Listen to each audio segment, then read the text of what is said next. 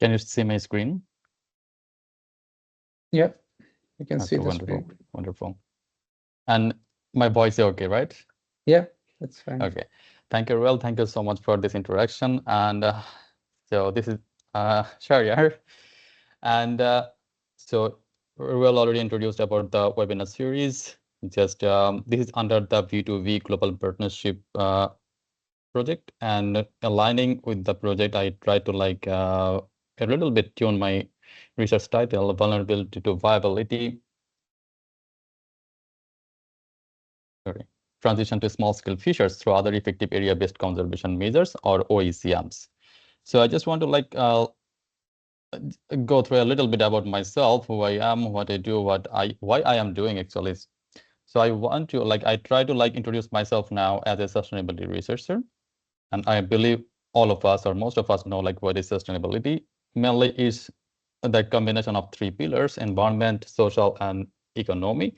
So how well we can balance these three pillars, that's the core of the sustainable management. Other than that, there are also some other pillars. Some people like add, I would say like governance, some people add institution, but I prefer these three pillars when I explain sustainability. So we manage these all three pillars in a way that we meet the goals of today, and also we can also achieve the goals of the future. And under this sustainability framework, my PhD title is Blueprinting Other Effective Area-Based Conservation Measures from the Experiences of Conserved Areas Interacting with Small-Scale Fisheries. I believe there are like so many jargons, just leave that there. But I would say like my motivation is to make oceans more sustainable and equitable like many other sustainable researchers. So just a little bit about my journey. I did my bachelor and my first master's both back home, Bangladesh, and I did my second master's in Canada at Dalhousie University in Master of Marine Management back in 2019, 2020. And then after a year pause, I started my PhD at St. Mary's University in Applied Science. So that's my education, and it's still going on. And in between, also I worked for the Department of Fisheries, Bangladesh, in different roles, scientific and like administrative roles. So I just want to highlight in one of the events. Okay, so that actually changed my perceptions. In 2019, when I was like, I believe that at that time I was working as a scientific officer in the department, and I was attending a negotiation meeting with the Ministry of Fisheries and the fishermen organizations for the establishment of a marine protected area. And I believe, like as I remember, like I was sitting just in between the minister and the fisherman lead. One of the like fisherman leader was just sitting beside me. So the negotiation was like establishment of the MPA, but the fisherman community and the fisherman leaders, all of them were like begging or literally crying, like no marine protected area in this area. Probably we can decide somewhere later in some other areas, but do not establish or do not declare a MPA in this area. But the fisherman's urged, it didn't work. I remember like the ministry insisted, although it was a negotiation meeting, but it didn't work that way. And then ministry insisted, and there became a marine protected area and with no fishing. So at that time, I realized like conservation, like sometimes we just force, like we try to like ensure that by force.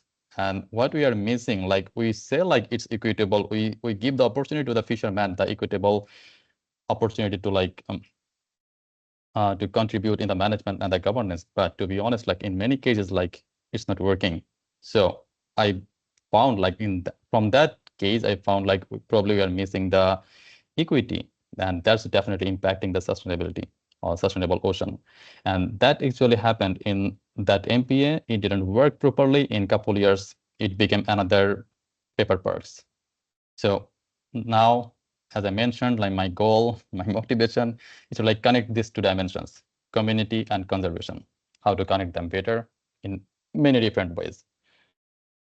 Okay, so now if I just jump into my research, like where it came from, what's my thought, and how I want to like frame. I want to give a little bit background. So planning and designation of the conserved areas actually evolved in recent decades. I would say like last 4 or 5 decades. And there's a recent momentum of achieving the conservation targets, like started with UN SDG 14.5 and then achieve biodiversity target 11. We had the target to achieve 10% of the world oceans by 2015, and that could not be achieved.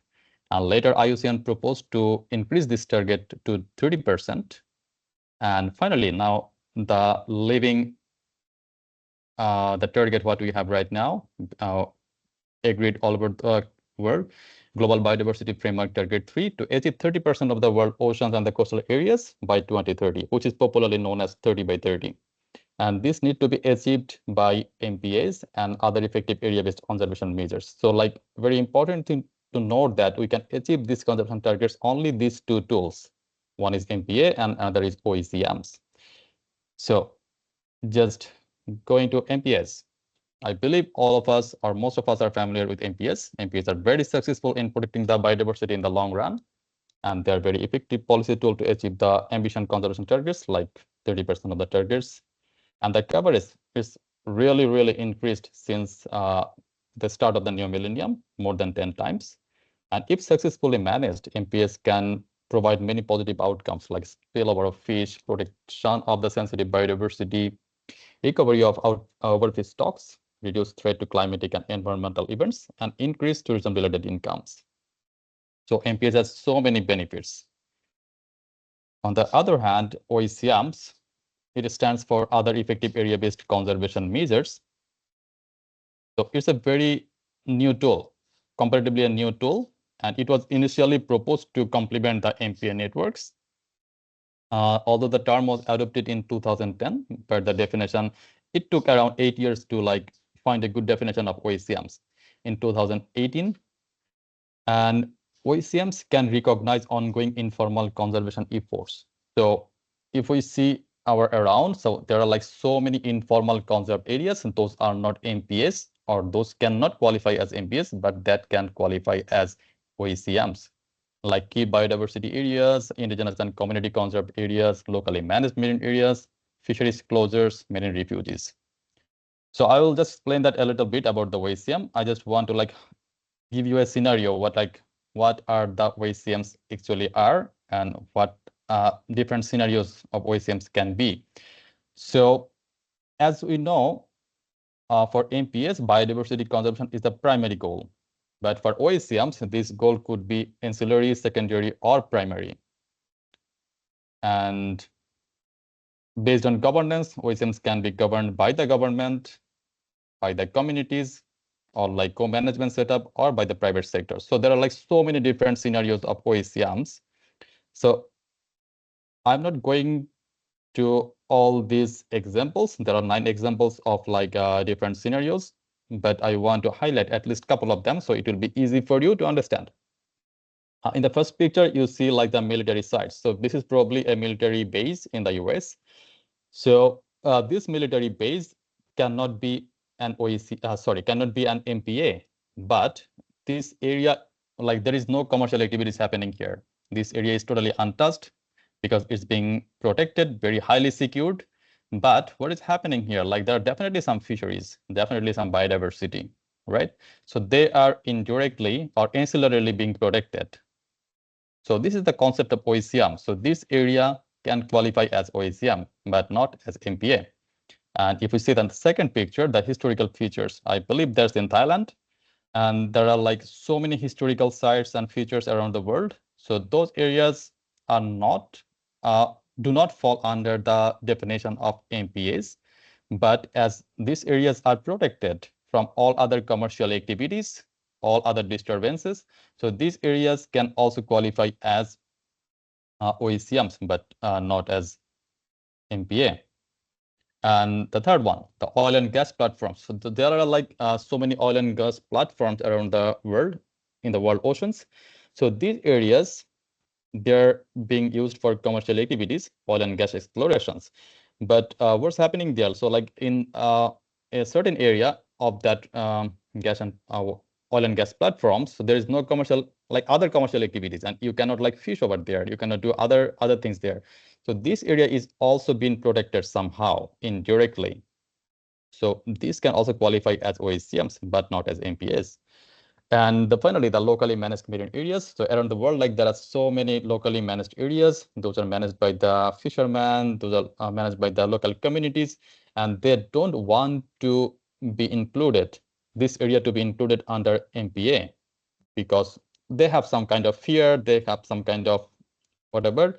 They don't want to be included, but they're like, but they want some kind of recognition. So these areas may qualify as OECMs, but not probably as MPAs. So these are a couple of scenarios. There are like lots of other scenarios I could definitely give them, but not today. Okay, so if we just quickly go through the difference between the MPAs and OECMs, I would say like, let's see what they are. So the definition of MPA by IUCN, it says that a clearly defined geographical space, recognized, dedicated, and managed through legal or other effective means to achieve the long-term conservation of nature with associated ecosystem services and cultural values. And the OECM's definition that was adopted in 2018, it says it's a geographically defined area.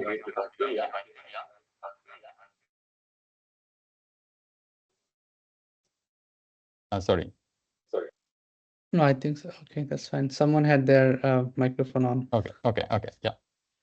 So it's a geographically defined area, is same as MPA, other than protected areas. So it cannot be a protected area, which is governed and managed in a way that achieve positive and sustained long-term outcomes for the in-situ conservation of biodiversity. That's also same as MPA, with associated ecosystems, functions, and services where applicable cultural, spiritual, socio-economic, and other local relevant values. So we see like there are so many similarities between MPAs and OECMs. So what are the differences? Excuse me. So OECMs, the first thing, the OECMs cannot be already designated as MPAs. Anything already MPAs that cannot qualify as OECMs. And OECMs do not have mandatory primary conservation goal. So as you remember, I mentioned earlier, so for MPAs, the primary goal should be conservation. If anything is not meant to be conservation, this cannot qualify as MPA. But for OECM, this is not mandatory. This can be ancillary, like military site, like oil and gas platform. This can be secondary, and OECMs can be also sector specific. So usually MPAs are meant to be comprehensive, like including all different sectors. Usually, it's not like practical always, but this is the common scenario. But for OECMs, it can be very sector specific, like fisheries OECMs. So any conservation or any conserved area just meant for fisheries, this can also qualify as OECMs. So just at this stage, I just want to like leave a question for my audience today. So you see here, it says like OECMs do not have mandatory primary conservation goal, but OECM can have a primary conservation goal. And for MPAs, it's mandatory. So my question is, sorry, if biodiversity conservation is the primary objective, how should we decide on MPAs or OECMs? So let's think about this beautiful island. Let's say this is my island. I want to like create a conserved area around it, probably like 5 miles all around. And I do not have proper knowledge what I look for. But for me, conservation is my primary goal. But I'm not sure whether I should create an MPA or whether I should create an OECM. So I would like to hear from any of you, if you have any idea, anything came in mind. This should not be like very scientific, but anything in your mind, why I should choose this as MPA or not OECM. Okay, so let's move on. So far we have achieved 8.33% of the world oceans, or conserved 8.33% of the world oceans by more like around 19,000 MPAs, whereas only 0.11% have been achieved by only 211 OECMs. So you remember our target is to achieve 30% by 2030, but we are still lagging very, very behind. But MPAs are leading at this stage. But my feeling is that all the OECMs are not contributing that much right now, but it's going to be dominating in coming years. So now let's focus on my third dimension. small-scale fisheries. I believe we all know what's the definition of small-scale fisheries. Actually, we don't have a small-scale fisheries definition like worldwide. I would say like a great definition. But I want to like highlight. We more or less we all know what is small-scale fisheries. I just want to highlight some of its importance. It contributes 40% of the global fish catches. Around 66% of the fish for human consumption come from small-scale fisheries. It employs 113 million people and world's largest employer. And 4 out of 10 workforces are women. And it generates around $77 billion US every year. And the fishermen, they adapt fishing methods easily because of their traditional knowledge. And the local communities' traditions and values are very closely linked to small-scale fisheries. So what is the interface between the small-scale fisheries and the MPAs? So far, the research says the social impacts of MPAs are subject to limited investigation, and we don't have proper knowledge like how small-scale fisheries actually we don't have like very good understanding of small-scale fisheries interaction with MPAs because it's been limited investigated, and more focus was given on the ecological impacts. And this is for this reason, the guidelines to successfully manage small-scale fisheries with MPAs are less available. And we all know that MPA contributes in the longer term, but sometimes with the fisher's immediate situation worsens with MPAs and sometimes force them to displace from their traditional areas.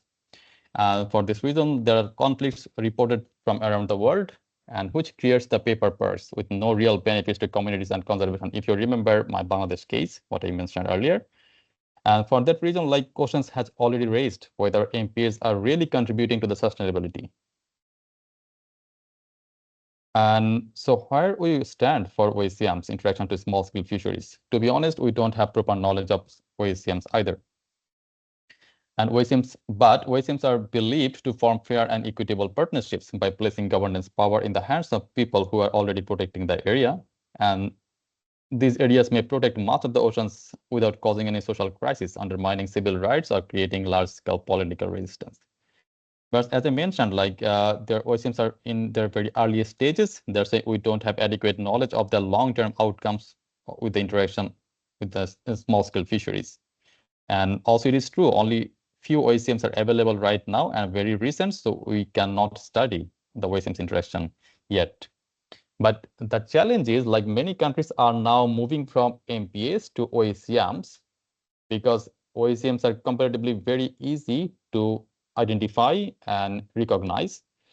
And every country has a set target to achieve 30% by 2030. So many countries are now moving from MPAs to OECMs. But here is the challenge: if we do not know properly about the OECMs, if we do not have proper understanding of OECMs, so this may increase the challenges what we are facing right now for MPAs. It will not like provide anything further, any benefits. And recognition without data analysis might be definitely detrimental. So we need proper understanding of OECMs and its interface with small-scale fisheries to resolve the dilemma between the quality versus quantity. And also, we also need to like facilitate rapid recognition of this tool as early as possible so that we can achieve more conservation targets. And also, we need a sustainable and equitable alternative to MPAs as well.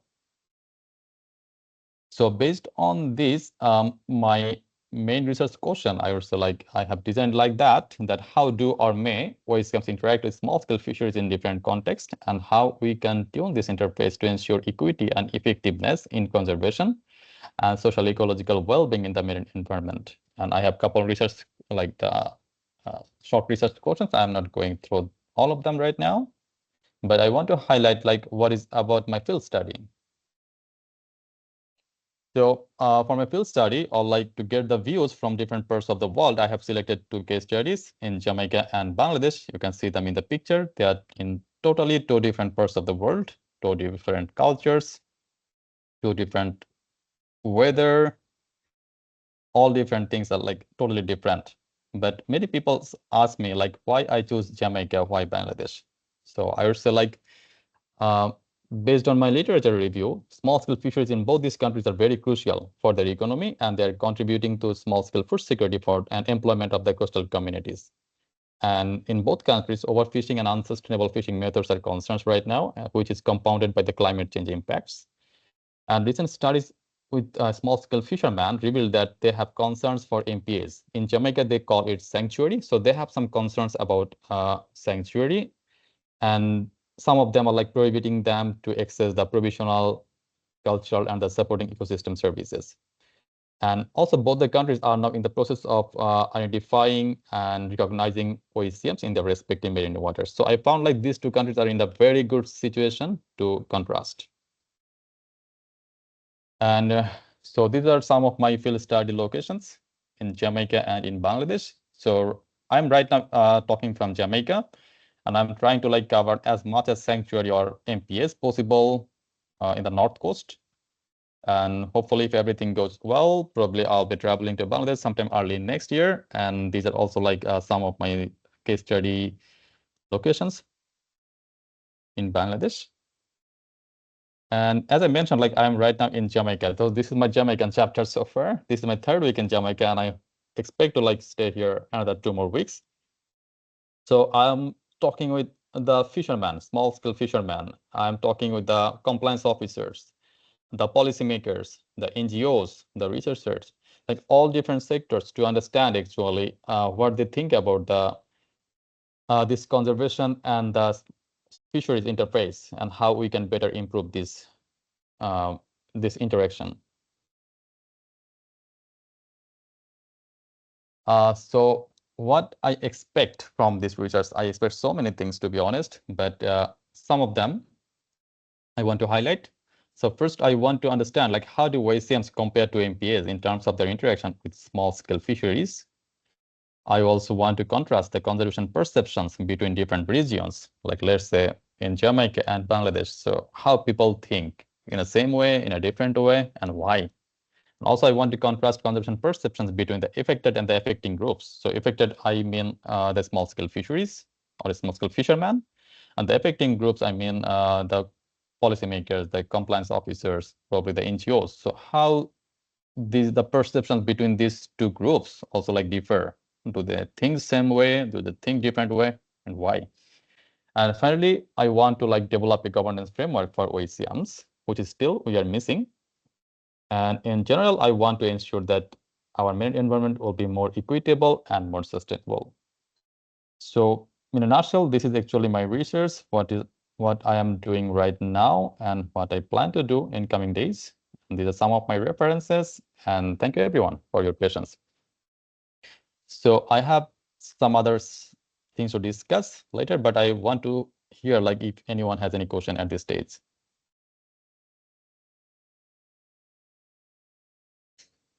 I asked if anybody has any questions, they can write it in the chat, or also they can just unmute themselves and speak if they have any questions. So maybe you can go back to the brainstorming question that you have asked. We can. No, I see someone has a question. Richard, you can go yeah, ahead. Yeah, I mean, thank you so much for your talk. Like, I mean, one word I did not hear so much is this this thing as a management, and I just wanted to like know how that relates with. I mean, I'm still not clear what is OECM and the MPA, like, and how co-management comes in place. If you could just explain clearly, that would be helpful. Thank you. so Richard, what I understood, so you want to understand clearly what's the difference between the MPAs and OECMs, right?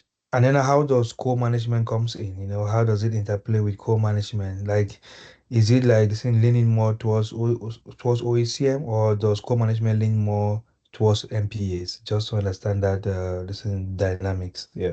Okay, I understand. Yeah, thank you so much. So definitely, I would say like there are like much work to be done on core management and its interaction with the MPAs and OECMs.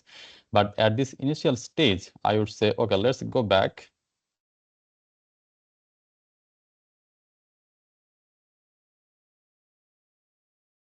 Okay, so if you see here, some of the areas, like let's say locally managed marine areas, and I would say like indigenous and community conserved areas. So there are like many areas around the countries, like local communities, they are managing these areas. And indigenous people, they have their own lands, they have their own managed areas in the ocean. So they do not want that to be included as OECMs. but they also want some kind of recognition. So there is a chance that these areas should qualify as OECMs, but that will definitely depend on their will, whether they want that to be included in the OECMs. So I would say this could be co-management setup. This could not be co-managed setup. This could be solely managed by the local communities on the indigenous people. But there is more opportunity or more scope of bringing all other informal conserved areas, like those areas which are being managed informally. Those could be included in as OECMs, but many of them will not qualify as MPAs by the definition. So this would qualify as OECMs. And when they are being included as OECMs, the good thing is that they can also be included to achieve the main conservation targets. I'm not quite sure whether it explains your question. Yeah, sure. Thank you. No problem.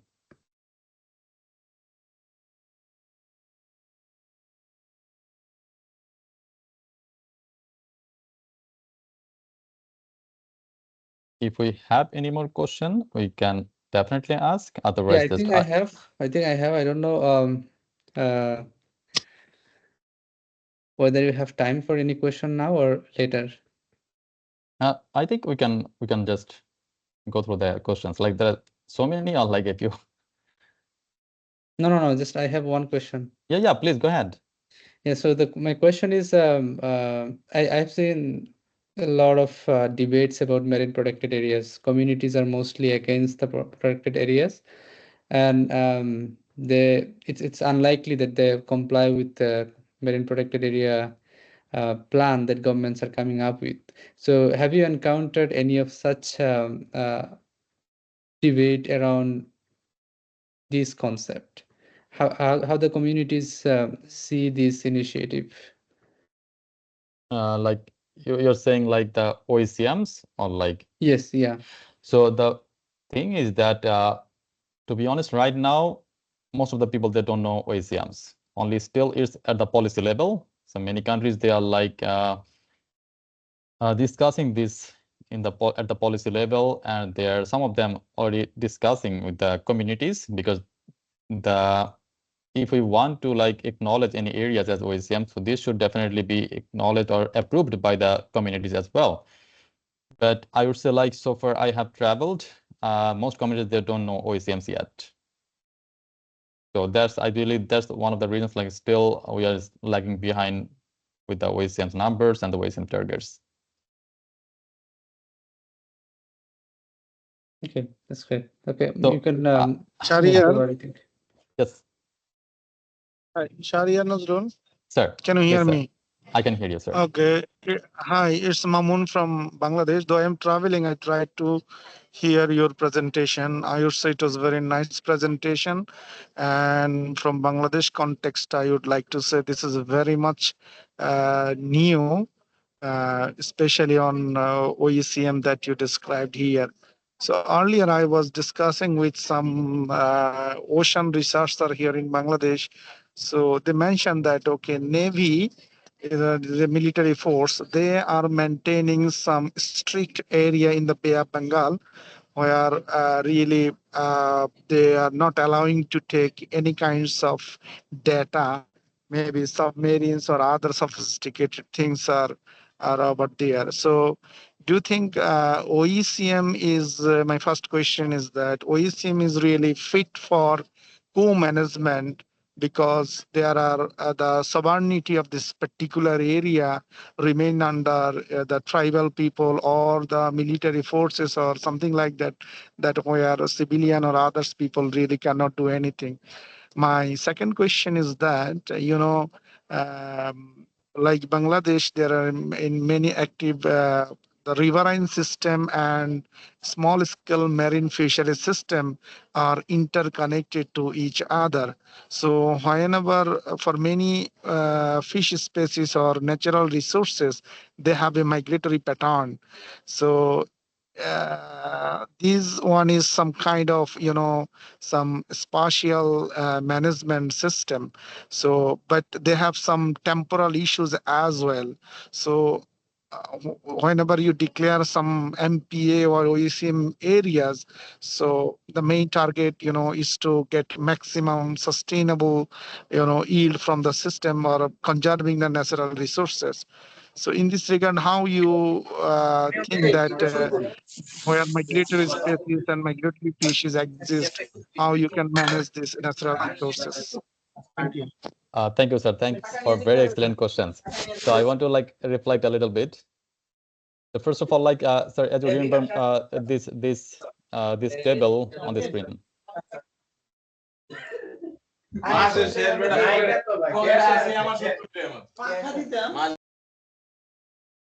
Okay. Yeah, you can go ahead. I just muted. Yeah, of course. Thank you. So, sir, as you see, this table, you'll see there are different scenarios of OECMs. So there are, right now, we have discussion what different scenarios of OECMs could be.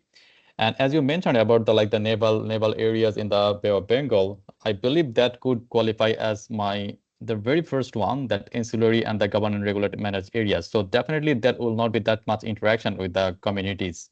This will be a different type of OECM if we declare that.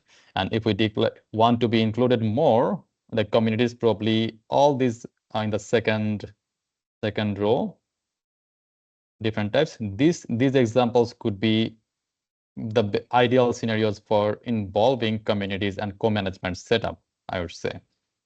So definitely OECMs can be in many different ways. Some of them will have very good connection with the communities. Some of them will lack a good connection with the communities. Some of them will be strictly managed by the government. So definitely there will be different scenarios of OECMs, but all of them can fall under the broad umbrella of the OECMs.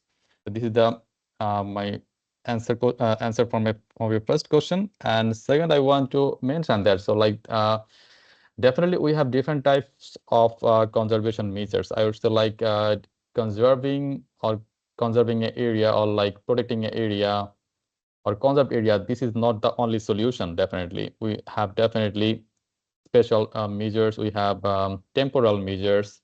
We have gear restrictions. We have licensing and permit systems. So if you ask me personally, I would say everything should work together. Only single measure, only single OECM measure will not fit in all different contexts.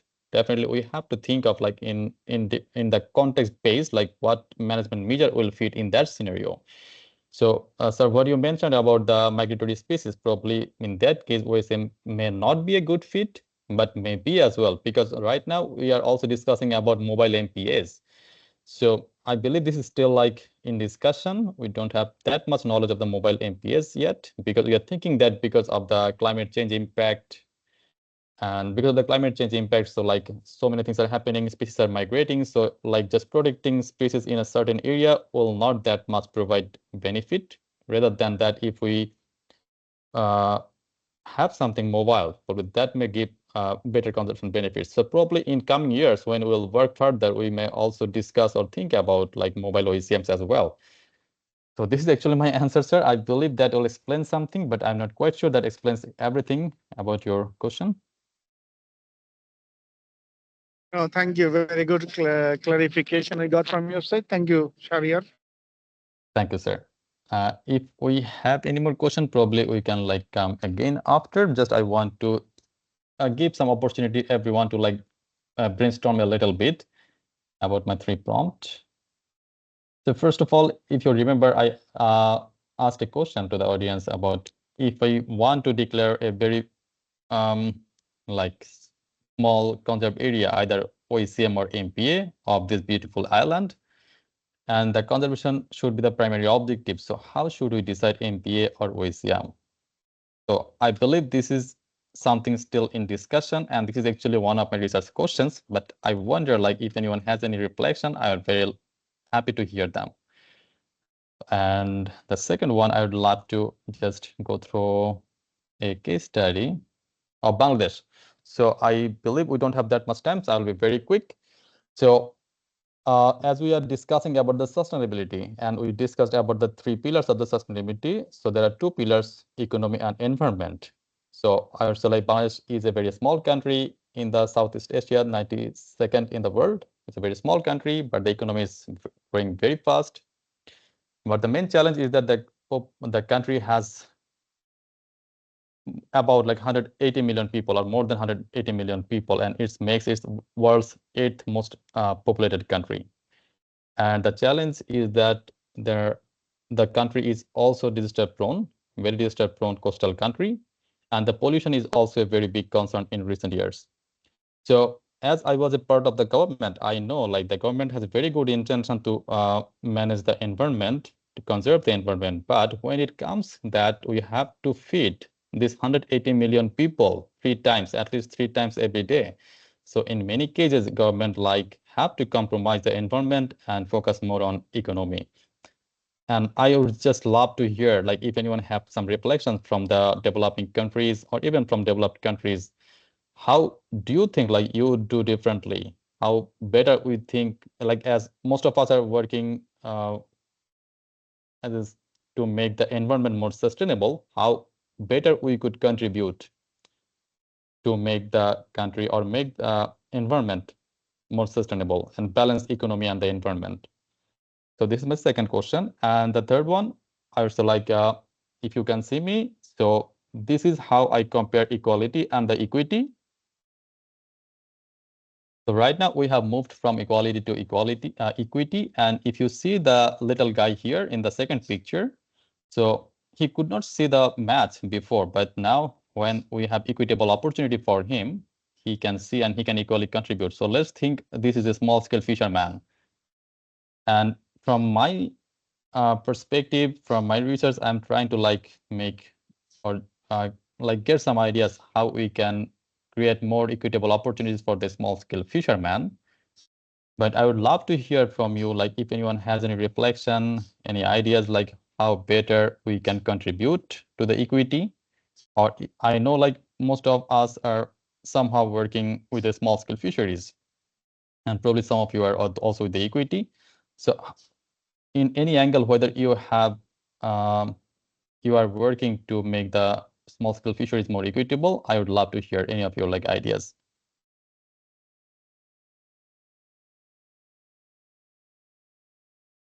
So, well, I'm not sure like how much time we have. Do you think like can we have time to break out rooms or like just open discussion? We have 10 more minutes. Maybe we can do breakout if we are not speaking out here. And also, for some reason, the people, B2B students groups, they were struggling to join this meeting. I don't know why. It worked for you, right? The Yep. link. Yeah, so it was in the calendar invite. I don't know, for some reason it was not working for everyone. Some people have joined late and some are still struggling to join. I think Ariola finally, our global mother, she was able to join. Ariola, hi.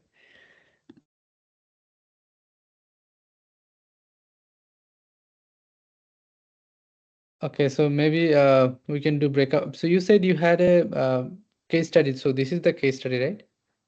No, so this is my Bangladesh case study, the previous one. So I would just want everyone to like brainstorm a little bit, like how we could better balance the economy and environmental aspirations. Like as a government of Bangladesh, I know like that what the government is doing now, they are now focusing more on economy and compromising some of the environmental aspects, but because they have to feed like 180 million people every day, 3 times. So whether it is possible, like we could like find a better solution, or like how we can integrate that, like any perceptions from your side, or like anything, any perceptions or any reflections as a member of the developing country, or if anyone from the developed country as well. I just wanted to hear that. Okay. Ariola has her hands up. Go ahead, Ariola. Yep. I'm sorry, I didn't listen to the presentation, but I don't know if I'm making sense from what I've seen. One is the most disaster-prone area and pollution. Now, the disaster-prone coastal countries due to climate change, if I'm correct, yes Yep. or no? Yes. Climate change. Now, the pollution that is a big problem, is it coming from runoffs from inland waters or from human activities of waste disposal systems that are not okay, or from runoff? Which one are we dealing with, so that we can quickly see, profile some information? Is it from runoff from inland waters and coastal areas, or agricultural runoffs, fertilizers, or sewage that is not properly disposed, or it's as a result of activities due to flooding? Can you expatiate on that so that it's easier to I would say like from all different sources. So the challenge was like the government has very good intention to control all different sources of pollution, from the land runoff, from the industries, from all other sources. But the challenge is like when you have become stricter to controlling them, sometimes like the industries, that doesn't work. They don't work. Without treating it. Yeah, so the industry, they don't perform. So like there is a challenge, like you cannot like force very much to the economic sector in the sake of your environment. And that's a challenge. That is a challenge that government is compromising like so many environmental aspects. So I was thinking, like, do you have any perceptions like how we could better balance this like environmental and economic dimensions? Yes, that's what I was trying to say. The sources of pollution is important. And now I've said that if it's from human activities of just disposing waste into the coastal waters, then we must have like a policy in place. Government must put a policy in place that is implementable and enforceable, that we have repercussions, and those measures has to do with the fact that before you dispose any sewage or any human refuse, you ask that.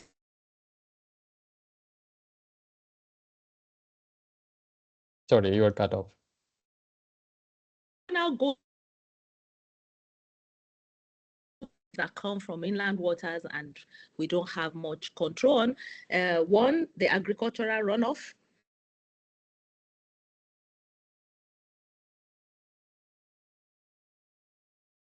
People use so on, and when there's a flooding, there's no control on what is just going into the coastal waters.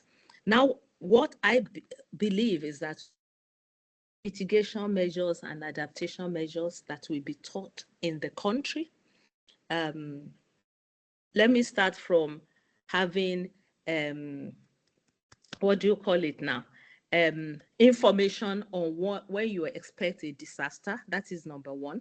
The way farms are constructed in such a way that you don't have direct effluence from farms into inland water bodies that overflow and run into the coastal waters.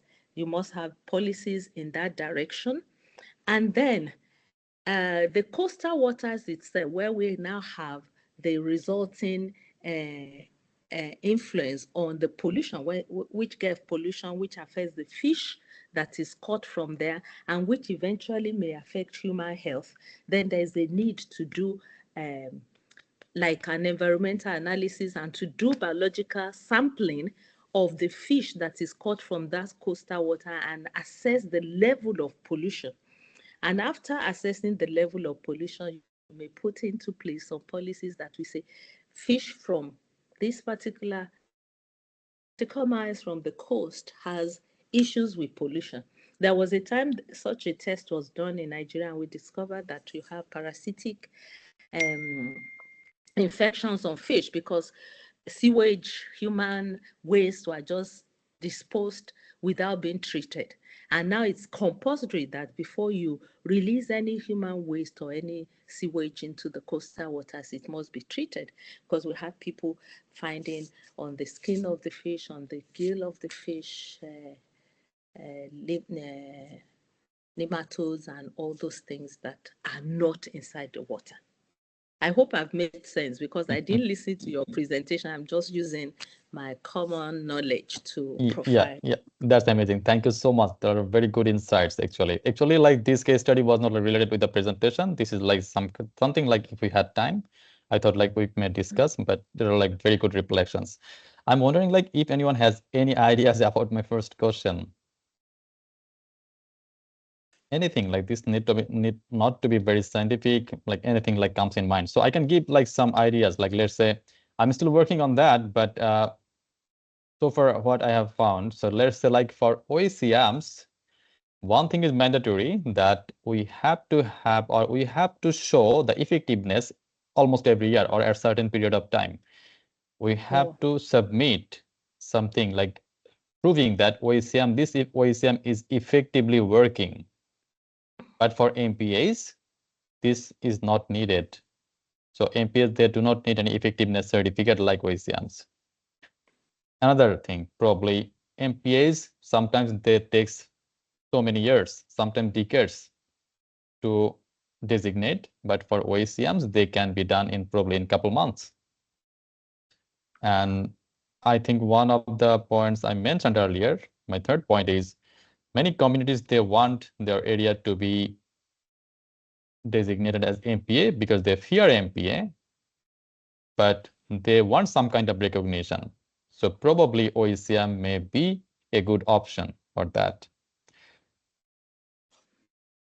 Oh, okay. Pardon me. I just saw your question. I didn't see the question. I saw the very first one about pollution in the coastal areas.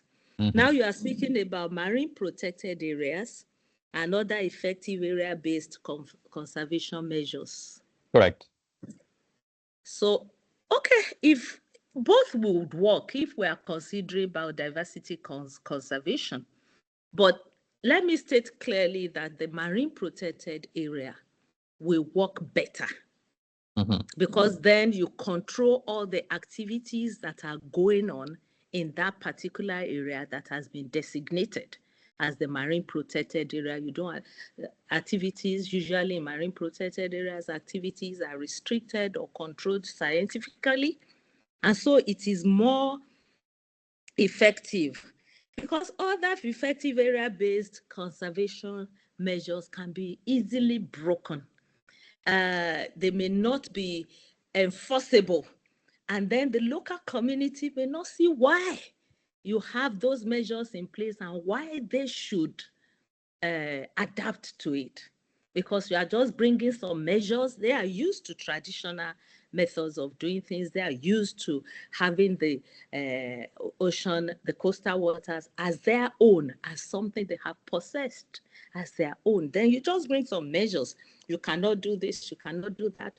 It doesn't. But when you have a marine protected area, there's that understanding, even though there are traditional local people that government has said, this area, you cannot fish there. You cannot go there. You cannot do anything there. And that is respected much more than the other one. I see another question. What else could we do to ensure equity for small-scale fisheries? Equity. Do we really have equity in life? Because that is one thing all consider first. So it's a bit trickish, but what I believe is that we should do everything as scientists and as people working in that area, because that's the whole essence of doing research in those areas, to help the small-scale fishery viable than where they are now. So ensuring equity may not be totally possible, but there are little things that can be done to there are little things that can be done to elevate the status of small-scale fisheries when we consider different things that they are viable. Like in my area of studies, there are different things. One, we have areas where dredgers in my area. I'm just using that as examples. Dredgers, commercial dredgers just came from nowhere. And because they have political support and political power, they are just dredging and polluting the environment and then making the fish go down because they create hollows. What I can do as a scientist is to bring out the issues that are related to that particular problem and then escalate it to the policy level, wherein one either stop, well, it may not be possible to stop dredging, but compensation to the small scale fishers or provide better means of them going further. Mhm. So if I may just add a little bit here, it's really nice how it's going, because I know both you and Faloke has been working for a long time with the government and with this policy. Now she's retired. So it's really nice to hear from both perspectives. But I just wanted to remind you that we are running out of time. Again, I'm thankful to everyone who are still there, but we can continue for those who are able to.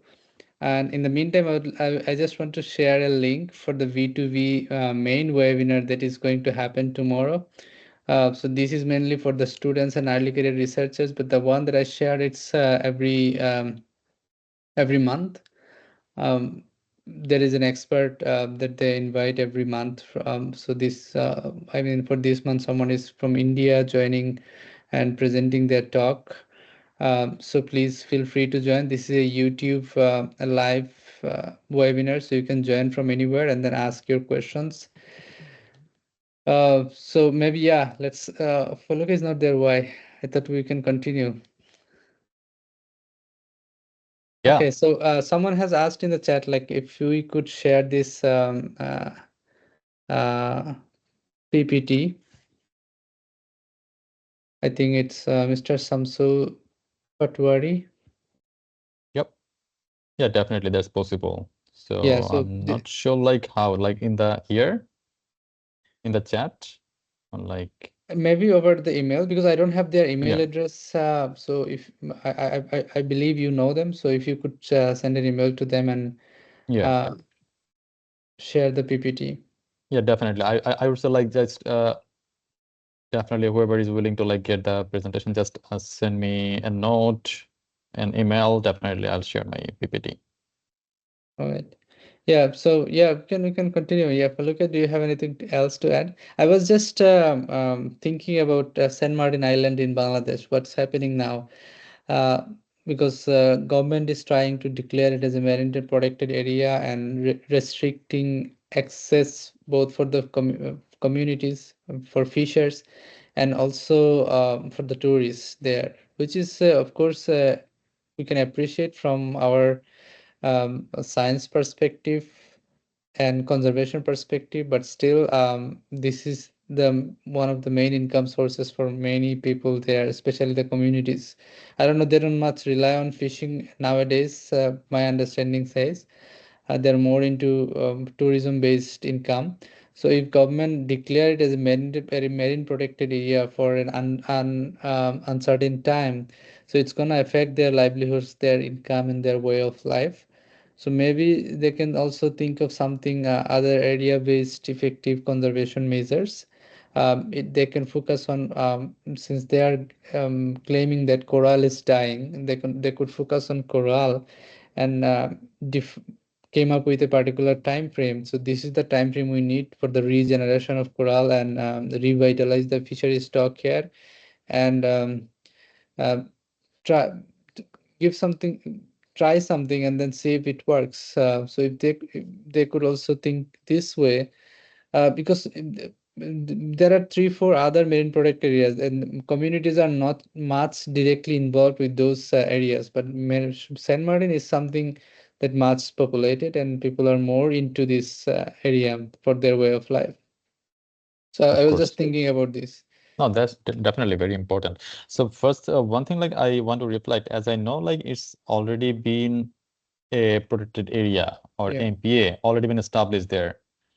So as far I know, it's already been established. But the second thing, what I want to reflect that definitely we need to like engage people. That Yeah. from my personal experience, like what I mentioned earlier. So if we do not engage fishermen, if we do not engage local communities and give them ownership, it will Yeah. definitely not work, never work. So just give me, let me give us give an example from Jamaica. So here, so far, I have traveled 4 sanctuaries, like MPAs, they call here as sanctuary. And I was surprised, like most of them are established by the fishermen themselves. The fishermen, they established the sanctuary by themselves, but they also want collaboration, or there is a like collaboration setup with the government. So in some of the sanctuaries, the government, they fund for the compliance, and in some of the sanctuaries, the hotels. So Jamaica is like very popular for tourism. So the hotel companies, like they fund or sponsor the sanctuary people or sanctuary offices. And the fishermen, some of the fishermen themselves, they are the wardener, they are the inspectors of this sanctuary. So I'm like, to be honest, like this changed totally like my perceptions drastically. I am thinking like, why it will not be sustainable? Why this sanctuary will not be sustainable? Because they are managing the sanctuary by themselves, the fishermen themselves. They have the ownership and they can see the changes. Everyone is saying that, okay, yes, before 10 years, we didn't get that much fish, but now we get bigger fish, more fish. We are happy even if we have more sanctuaries, but we want some kind of our acknowledgement and some kind of our interactions. So I think that's the key. So I'm really happy to see like how my research will go. Even like I have to like go to other sanctuaries here in Jamaica as well. And Yeah. I want to see like when I will contrast that with my home country, Bangladesh, I want to see like how that will compare. I believe like that will be very different perspective there. Yeah, in most cases, this is missing. Mostly top down, there is little to no consultation or contribution from the communities in this planning and process. So that's very sad. Yeah, is there any other thoughts? Any other reflection from anyone?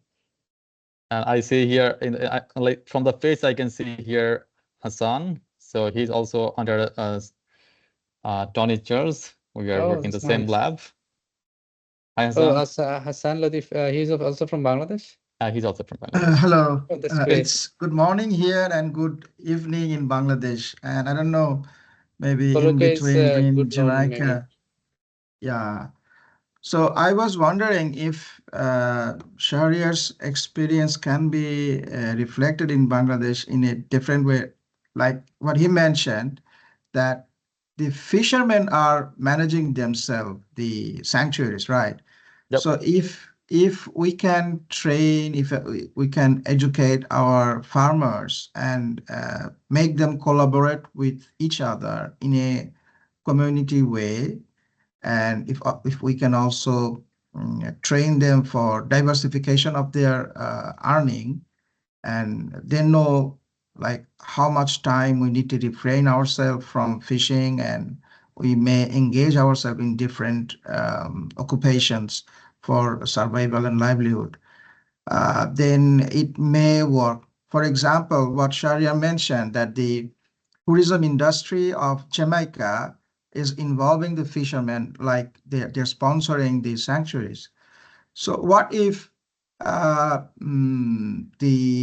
coastal areas in Bangladesh that has tourism prospect as well, they can for the time being focus on tourism, but not hampering the fisheries, or it may happen the other way as well.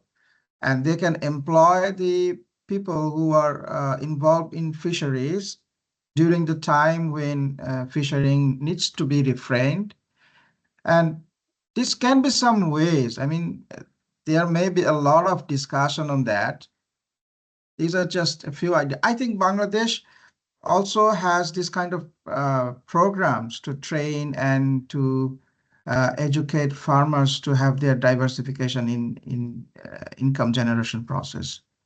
But we need to look deeply how effective those things are going really on, because government is not that reluctant.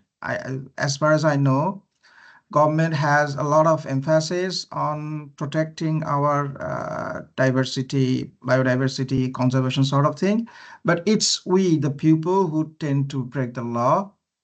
So I think mass awareness is important, as well as training and reallocating the income generation process of the farmers should be alternative ways that needs focus. Yeah, That's from thank me. you, Thank Hassan. you. I want to add something else. So I forgot to mention that, like, fishermen here in Jamaica, yes, they are very engaged with the sanctuaries, but one key thing is that they have funding, like continuous funding from the government and the hotels. So this is what I like found different in Bangladesh. Like I was in Ukhia Cox's Bazar, like because of my first government job, and I found that like before I was coming there in that area, so there was a very successful project, like 5-year project, probably like donor funded project. It was working there for like 5 years very successfully, and government money, the project money was coming. It was helping the fishermen and the communities to develop a co-management setup of the fisheries management. But immediately the project died, everything stopped. There are still infrastructures there, but nothing is working. So I found that like the key is like two things, like government supervision is not working anymore. And the second thing is that like they don't have any continuous supply of money, the funds. So I think this is also important. The Jamaican fishermen, they are getting some kind of government support. So this is one of the reasons like they're actively involved. When there will be no support, probably this will also be the same case in Bangladesh as well. So before coming here in Jamaica, I plan to like go to another sanctuary here, like from my literature review. That was my another area of interest. But I found that they do not want to talk with me when I try to communicate with them. Not just me, because I am Shahriar, because they don't want to talk with any researcher, because they have some bad experience. This is first. And second thing is that like they don't have any more government support. They cannot like give salary last 6 months to their staffs. So they don't want to talk with any government officers. They don't want to talk with any outsiders. So I believe like money is important. Funding is important, continuous supply as well, whether it's in Bangladesh, in Jamaica, even in the Mars. Yeah, that's very true. So we have two more question, probably two more follow-up from two speakers. And in the meantime, I also want to mention that when you are hungry, you are unlikely to follow or think course. about compliance with rules and regulations. In Bangladesh, there are too many fishers and resources are limited, and opportunities from the government which is also not enough. And government also don't have that capacity to support everyone the way Jamaican government probably supporting their community members. So this is a different scenario for our case. So we have to find out the best solutions. So in that case, your research, we are all doing research in small scale fisheries. Our research are making recommendation, important suggestions. So maybe also, it's good that you are with the government, like Follow Keshi is also with the government. And the people who are both researcher and with the government, they can take the best out of it, what we are suggesting, what we are recommending, right? And before going to Hassan Bhai and Faloke, I just want to share that we have somebody here who was our first speaker for the B2B student webinar. And that time she was a student and early career researcher. Now she is a faculty member in Indonesia. So, Hapsari, again, congratulations to you from on behalf of all the B2B students and early career researchers. And Thank we are you. very happy for you. Yeah, Thank you congratulations. very much, Uriel. Thank you very much, everyone. How is the new life? She's enjoying it, I believe. So Hassan Bhai, over to you now, if you have any follow-up. Oh, I just wanted to say that Shahriar Bhai is right in terms of money. Like money is, the main issue here. In Bangladesh, before coming here, I was working in Bangladesh Agricultural Development Corporation. I don't know if you know the name. It works under Ministry of Agriculture. And I have seen that the projects that I must say different organization of government involved in the process of preparing projects, they don't foresee the importance of sustainability. They just make a project for maybe 5 year, 3 year, 10 years, maybe 15 years, but they don't think that this project needs to run, I mean, endlessly, because when you have certain objectives, you need to follow up time to time. And we cannot rely on just government's money or funders' money. We need to prepare the projects in such a way so that they can run themselves. That way, maybe uh, situation may improve, in my opinion. So focus should also be given in preparing the projects to make them sustainable, even if they don't have money in the future after the stipulated time. Thank you. Thank you. Yeah, that's a whole different story about the project and funding So in I'll quickly Bangladesh. reflect on that. I know, like, I worked for a couple of the projects in Bangladesh in the Department of Fisheries. I know, like, every project is mandatory to you should have a exit plan. Yeah. So when you will end, how you will transfer your knowledge to the next phase and how it will sustain. So every project, they theoretically have an exit plan, but the problem is whether it works, is practical or not, who knows. So probably it's not working properly. Yeah. So Ariola, over to you. Maybe you should conclude it in shortest possible time, because we are almost 20 minutes beyond our time frame. Follow, okay.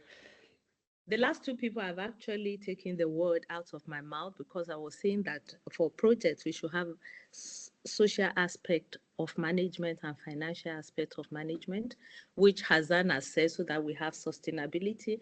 And also Shahriar has also said the same thing, because when you give people money and you don't teach them how to use the money and to save out of the money, then they will keep expecting more and more. I'm wondering if you can share the presentation with us later, for those of us who couldn't join early enough, because it has been interesting. I've learned a lot from your experiences. And I also would like to suggest bottom-up approach in small-scale fisheries management, so that when the fishermen are involved, they know that it is for their own good, where you tell them the reasons why they should do this and that, and they see it happening, like the people had better fish from their sanctuaries. Thank you so much for allowing Thank you, me to Ariola. contribute. Thank you so much, Global Mother, for joining us and reflecting on this important topic. And again, just to remind you that we have the B2B webinar, main webinar tomorrow. I just shared the YouTube link in the chat. So it's happening around same time tomorrow, so please feel free to join. I hope we will be benefited from the talk tomorrow. And if anybody else has any question, maybe you can take one more. Other than that, we can say thank you to all and call it a day. Can we show our faces? I've not seen Absuzari for a long time. I've not seen, yes, let's see your faces if you don't mind. Yeah, Hapsari and Mentari as well here. Okay, and my daughter, I saw her, she wrote earlier on, I can't find her again. And I So can nice also meeting see, you. oh, sorry, I can also see Muhammad Arifur Rahman. He's also joining from Bangladesh. He's in the World Fish. He's one of the leaders in the World Fish right now. And I can also see Samsullah Alam Patwari. He's from the Department of Fisheries. I believe he's the assistant director as well. And thank you all for joining. Absuri, Krishna, Afsana. Yeah, so I believe you have the email address of Dr. Samsul Alam Patwari, because he asked for the of course. PPT. Yeah, so those I don't have, maybe if you can share the PPT with them, that would be helpful. I will share the email addresses that I have. So Hafsari, Faluke wanted to see your face, but I see that you don't want to show your face. Maybe you can just call her and show your face. She's Hello, missing you. Faluk. How are you? Our global mother. Yes, I'm sorry I cannot open my camera because I'm still on yeah, Yes, I not know. in I understand. proper Yes. still Yes. I wish you have good day and in good Thank you. health. And I hope we will meet again with Royal too and everyone in here. And Thank very you. good presentation. I'm sorry I'm late because I'm starting with the teams. Yeah. Thank you. And thank you for the support. So from yeah, I'm from P2V P2V student, from master student and doctoral, and now I'm a very new lecturer, so I'm very grateful for this collaboration, and I hope this amazing collaboration will continue in the next future Of course. years. Yeah. Thank So you. you see, this is the main purpose that we are doing this students and early career researcher webinar. So we are connecting scholars, we are connecting practitioners, we are connecting government people, NGOs, right? And Hafsari was a student, now she's a faculty. So in future we have more opportunity to collaborate with her, those who are in the academic field. So this is the network we're trying to build here. This is a good opportunity for us to connect through the B2B network. And again, I would like to conclude here. Thank you, everyone. Thank you, Shahriar Bhai, for your presentation, and everyone for your input and comments and discussions.